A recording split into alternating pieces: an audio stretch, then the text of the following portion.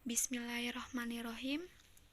Assalamualaikum warahmatullahi wabarakatuh. Nama saya Nisa Fajriatul Ulum. Saya mahasiswa UIN Raden Intan Lampung, Prodi Studi Pendidikan Islam Anak Usia Dini, semester 5, kelas D, PIAUD. Di sini saya akan memenuhi tugas akhir mata kuliah Evaluasi Pembelajaran Anak Usia Dini. Dosen pengampu Dr. Sofia Mas Ayu. Di sini saya akan sedikit menjelaskan tentang penilaian autentik PAUD, yaitu 1. Pengertian penilaian autentik. Istilah penilaian autentik tersusun dari dua kata, yaitu penilaian dan autentik. Penilaian atau asesmen adalah suatu kegiatan untuk melakukan prosedur pengukuran atau kuantitatif melalui pengujian, pengamatan, pencatatan, dan pendokumentasian informasi secara langsung atau tidak langsung tentang peserta didik atau program. Penilaian merupakan suatu proses yang sistematik dalam pengumpulan data untuk perumusan keputusan terhadap efektivitas dan keberhasilan suatu program berdasarkan prosedur operasi standar dan prinsip-prinsip ilmiah secara tepat. Menurut Trianto, beliau menjelaskan bahwa penilaian adalah suatu usaha untuk mendapatkan berbagai informasi secara berskala, berkesinambungan, dan menyeluruh tentang proses dan hasil dari pertumbuhan dan perkembangan yang telah dicapai oleh siswa.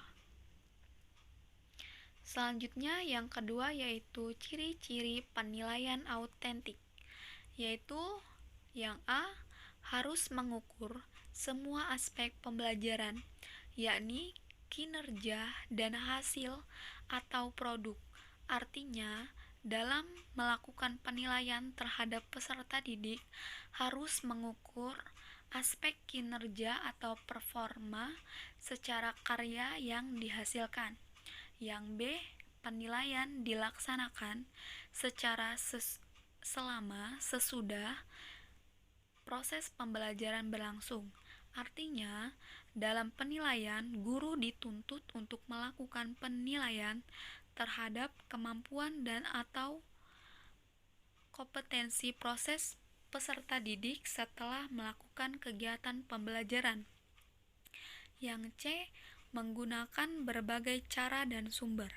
Artinya, dalam melakukan penilaian terhadap peserta didik, menggunakan berbagai teknik sesuai tuntutan kompetensi, serta menggunakan berbagai sumber ataupun data yang bisa digunakan sebagai sumber penilaian. Yang D, tes hanya salah satu alat pengumpulan data penilaian. Artinya, dalam melakukan penilaian terhadap pencapaian kompetensi tertentu harus secara komprehensif yang tidak mengandalkan tes semata.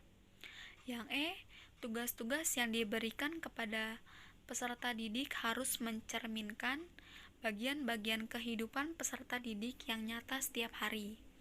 Mereka harus dapat menceritakan pengalaman atau kegiatan yang mereka lakukan setiap hari. Selanjutnya yaitu yang ketiga, prinsip-prinsip penilaian autentik. Yang A, objektif, berarti penilaian berbasis pada standar dan tidak dipengaruhi faktor subjektivitas penilai. Yang selanjutnya yang B, terpadu, berarti penilaian oleh pendidik dilakukan secara terencana, menyatu dengan kegiatan pembelajaran dan berkesinambungan. Yang C, ekonomis, berarti penilaian yang efisien dan efektif dalam perencanaan, pelaksanaan, dan pelaporannya.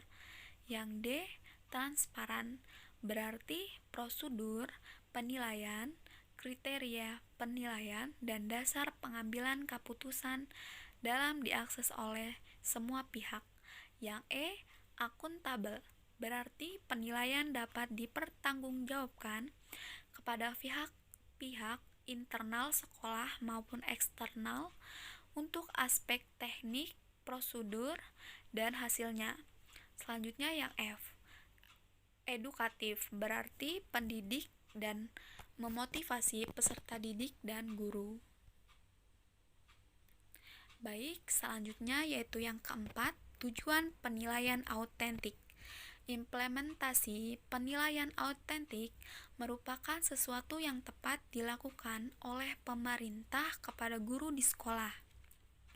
Tujuan dari penilaian autentik menurut Kunandar diantaranya sebagai berikut.